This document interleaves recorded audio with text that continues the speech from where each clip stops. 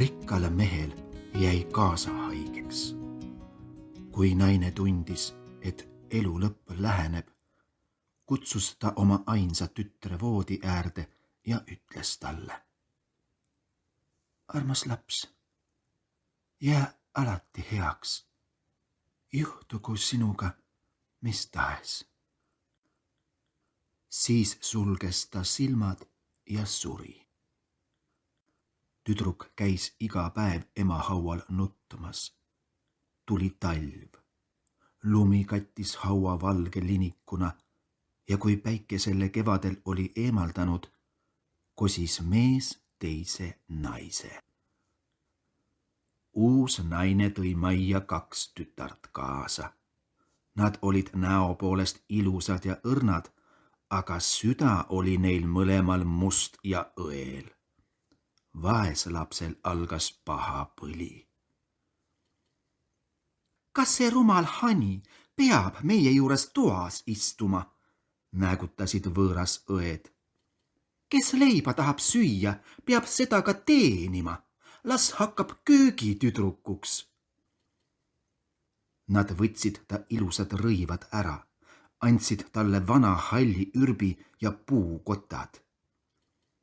Vaadake ometi seda uhket printsessi, kui toredasti ta on ehitud. Hüüdsid nad naerdes ja viisid ta kööki. Seal pidi ta hommikust õhtuni rasket tööd tegema. Tõusma üles juba enne päikest, vett kandma, tuld tegema, keetma ja pesema. Peale selle tegid võõrasõed vaeslapsele igal mõeldaval viisil südamevalu. Pilkasid teda, puistasid herneid ja läätsid tuha sisse, kust ta neid välja pidi noppima. Õhtul tööst väsinud ei tohtinud ta voodisse heita, vaid pidi kolde kõrval tuhas magama. Seetõttu oli ta alati tolmune ja nõgine ning õed nimetasid teda Tuhkatriinuks. Kord, kui isa suurlaadale sõitma hakkas, küsis ta võõrastütardelt, mida ta neile kaasa peaks tooma. Ilusaid rõivaid, ütles üks. Pärleid ja kalliskive, soovis teine. Aga sina, Tuhkatriinu, küsis isa, mida sina tahad? Isa, minule murdke esimene oksake, mis koduteel teie kübarat puudutab. Isa ostis võõrastütardele ilusaid rõivaid, pärleid ja kalliskive. Tagasi teel ratsutas ta haljendavast sarapupõõsast mööda. Üks oks riivas teda ja lükkas ta mütsi maha. Ta murdis võsu ning võttis kaasa. Kui ta oli koju jõudnud, andis ta võõrastütardele, mida need olid tahtnud, ja Tuhkatriinule ta sarapuvõsu. Tuhkatriinu tänas teda, läks ema hauale ja istutas võsu sinna. Ta nuttis nii väga, et pisarad istikule langesid ja seda kastsid. Võsust kasvas ilus puu. 3 korda päevas käis Tuhkatriinu puu all ja iga kord tuli puule valge linnuke. Kui Tuhkatriinu aga midagi ihaldas, viskas linnuke talle, mida ta soovis. Ükskord korraldas kuningas peo, mis pidi kestma 3 päeva. Kõik ilusad tütarlapsed kogu maalt olid külla palutud, sest kuningapoeg tahtis endale pruuti valida. Kui Tuhkatriinu võõrasõed kuulsid, et ka nemad pidule peavad minema, olid nad heas tujus, kutsusid vaeslapse ja ütlesid. Kammi meie juuksed, harja meie kingad ja pane meil pandlad kinni. Meie läheme kuningalossi pulma. Tuhkatriinu kuulas sõna, nuttis aga, sest temagi oleks hea meelega tantsima läinud. Ta palus võõras ema, et see teda minna lubaks. Sina, Tuhka-Triinu, ütles võõras ema. Ise tolmune ja tahmane, aga tahad pulma minna. Endal pole ei kleiti ega kingi ja tahad tantsida. Kui Tuhka-Triinu aga oma palumist ei jätnud, ütles võõras ema viimaks. Raputasin sulle kausitäie läätsi tuha sisse. Kui sa läätsed 2 tunni jooksul välja korjad, võid kaasa tulla. Tütarlaps läks tagaukse kaudu aeda ja hüüdis. Tuvikesed, vagurad, turteltuvikesed, kõik linnukesed taeva all, tulge aidake mul korjata. Hüvad ivad patta, teised teile võtta. Siis lendasid 2 valget tuvi köögiaknast sisse. Nende järel turteltuvikesed ja lõpuks vihinal kõik linnud taeva alt ning laskusid kolde äärde maha. Peakest noogutades hakkasid tuvid nokkima. Teised linnud tulid ka neile appi ja üheskoos korjati kõik terved terad kaussi. Ei möödunud tundigi, kui nad oma tööga valmis olid ja jälle ära lendasid. Tütarlaps tõi kausi võõras emale. Tuhka-Triinu oli rõõmus ja arvas, et ta tohib nüüd pulma minna. Aga võõras ema ütles. Ei, Tuhka-Triinu, sul pole rõivaid ja sa ei oska tantsida. Sind naerdakse välja. Kui Tuhka-Triinu nutma puhkes, ütles võõras ema. Kui sa 1 tunni jooksul 2 kausitäit läätsi tuhast välja korjad, tohid sa kaasa tulla. Ise aga mõtles, seda ei suuda ta küll ilmaski. Kui võõras ema 2 kausitäit läätsi tuha sisse oli kallanud, läks tütarlaps tagaukse kaudu aeda ja hüüdis. Tuvikesed, vagurad, turteltuvikesed, kõik linnud taeva all. Tulge, aidake mul korjata. Hüvad ivad patta, teised teile võtta. Siis lendasid 2 valget tuvi köögiaknast sisse. Nende järel turteltuvikesed ja lõpuks vihinal kõik linnud taeva alt ning laskusid kolde äärde maha. Peakest noogutades hakkasid tuvid nokkima. Teised linnud tulid ka neile appi ja korjasid kõik terved terad kaussi. Enne poolt tundi olid nad oma tööga valmis ja lendasid kõik jälle välja. Tütarlaps viis kausi võõras ema juurde, oli rõõmus ja arvas, et ta tohib nüüd pulma minna. Aga võõras ema ütles. See kõik ei aita midagi. Sa ei tule kaasa, sest sul pole rõivaid ja sa ei oska tantsida. Meil tuleks sinu pärast häbeneda. Ta keeras Tuhka-Triinule selja ja ruttas oma 2 kõrgitütrega minema. Kuna nüüd kedagi enam kodus polnud, läks Tuhka-Triinu oma ema hauale sarapuu alla ja hüüdis. Puista, mu puukene, hõbedat haljast, eheda kullaga ei mind paljast. Lind viskas talle kullast ja hõbedast kleidi ning siidi ja hõbedaga tikitud kingakesed. Kiiruga tõmbas ta kleidi selga ja läks pulma. Ta õed ja võõras ema ei tundnud teda ära, sest ta oli nii ilus oma kuldses kleidis, et nad teda mõneks võõraks kuningatütreks pidasid. Tuhka-Triinu peale ei tulnud nad üldse. Nad arvasid, et see konutab kasimatuna kodus ja otsib tuha seest läätsi. kuningapoeg astus Tuhkatriinule vastu, võttis tal käest kinni ja tantsis temaga. Ta ei tahtnud enam kellegi teisega tantsida ega lasknud Tuhkatriinu kätt lahti. Kui mõni tuli Tuhkatriinut tantsima paluma, ütles kuningapoeg: see on minu tantsukaaslane. Tuhkatriinu tantsis kuni õhtuni, siis tahtis ta koju minna. Kuningapoeg aga ütles: ma tulen kaasa ja saadan sind, sest ta tahtis näha, kelle tütar see kaunis neid on. Ent Tuhkatriinu põgenes tal käest ja lipsas tuvimajja.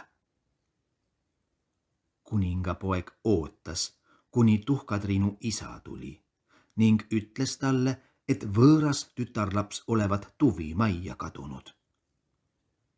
Vanamees mõtles: võib-olla oli see Tuhkatriinu.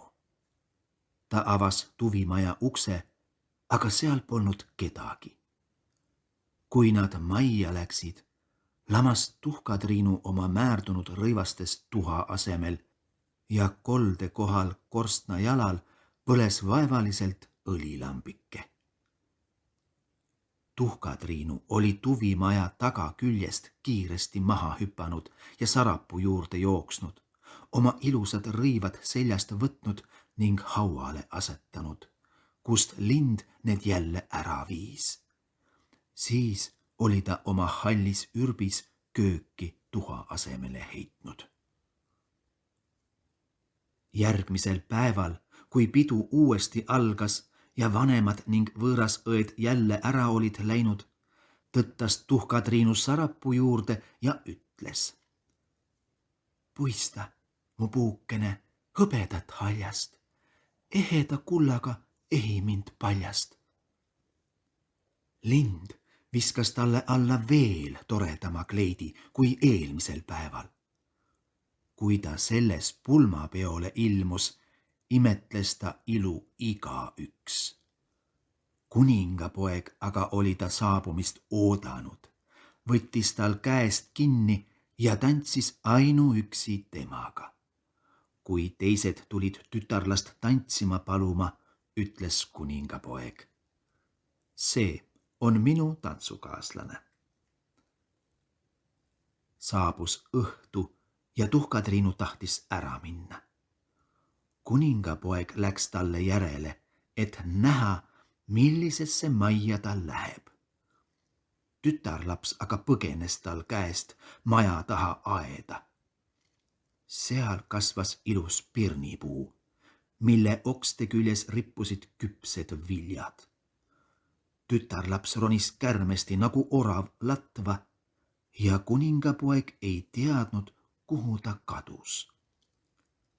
Ta ootas, kuni Tuhkatriinu isa tuli ning ütles sellele: võõras tütarlaps põgenes mul käest.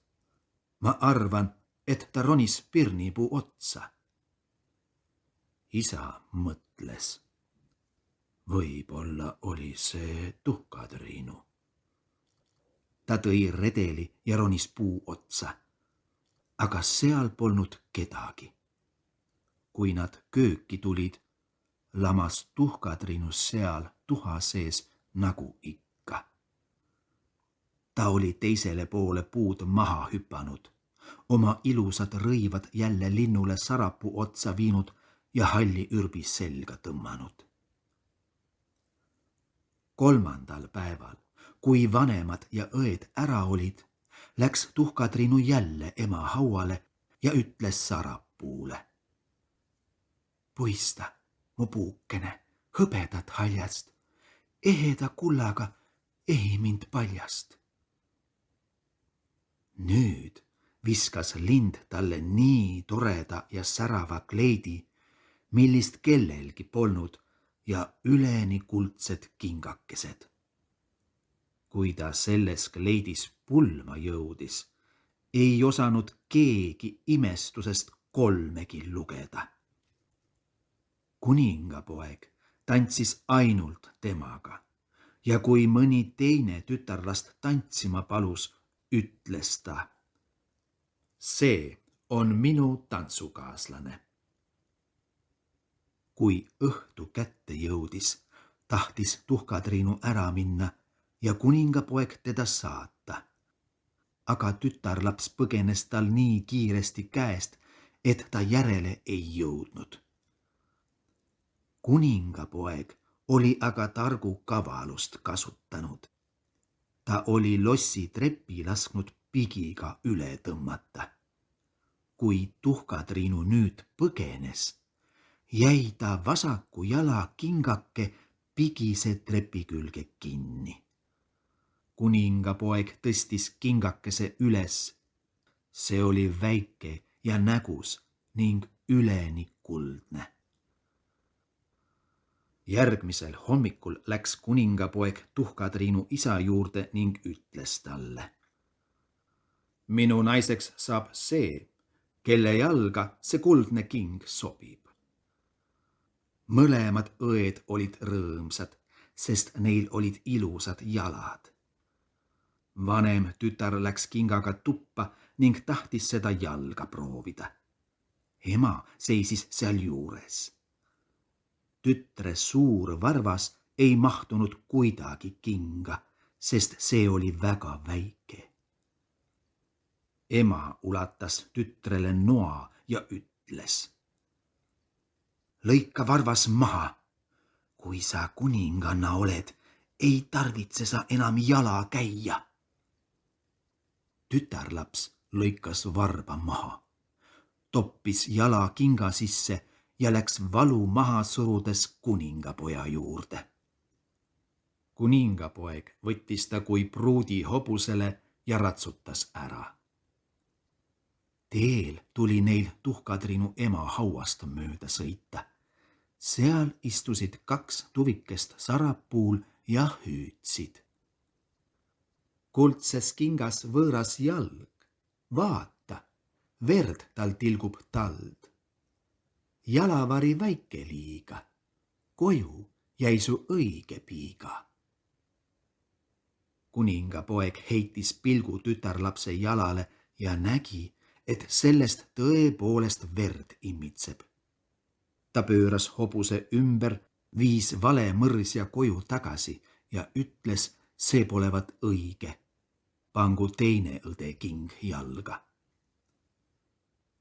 Nüüd võttis teine õde kinga ja läks tuppa. Temal mahtusid varbad õnnelikult kinga, aga jalakand oli liiga suur. Ema ulatas talle noa ja ütles: raiu tükk kanna küljest ära. Kui sa kuninganna oled, pole sul enam vaja jala käia. Tütarlaps raius tüki kanda ära ning toppis jala kinga sisse. Valu maha surudes läks ta välja kuningapoja juurde. Kuningapoeg võttis ta kui mõrsja hobusele ja ratsutas minema. Kui nad sarapuust mööda sõitsid, istusid sellel 2 tuvi ja hüüdsid: kuldses kingas võõras jalg, vaata, verd tal tilgub kand. Jalavari väike liiga, koju jäi su õige piiga. Kuningapoeg heitis pilgu tütarlapse jalale ja nägi, et sellest tõepoolest verd immitseb, valget sukka mööda punase nirena ülespoole imbudes. Ta pööras hobuse ümber ja viis vale mõrsja koju tagasi. Ka see pole õige, ütles ta. Kas teil rohkem tütreid pole? Ei, vastas isa. Ainult mu surnud naise tütar, väike armetu Tuhkatriinu. Aga tema küll pruut ei saa olla. See on võimatu, et tema pruut on. Kuningapoeg käskis isal Tuhkatriinu välja tuua, kuid ema vastas: ei, ta on liiga must, ta ei tohi end näidata. Kuningapoeg aga jäi oma nõudmise juurde ja Tuhkatriinu tuli välja kutsuda. Tuhkatriinu pesi kõigepealt oma käed ja näo puhtaks. Läks siis välja ja kummardas kuningapoja ees, kes talle kuldse kinga ulatas. Tuhkatriinu istus järile, tõmbas jala raskest puukingast välja ja pistis kuldkingakesse. See istus nagu valatud.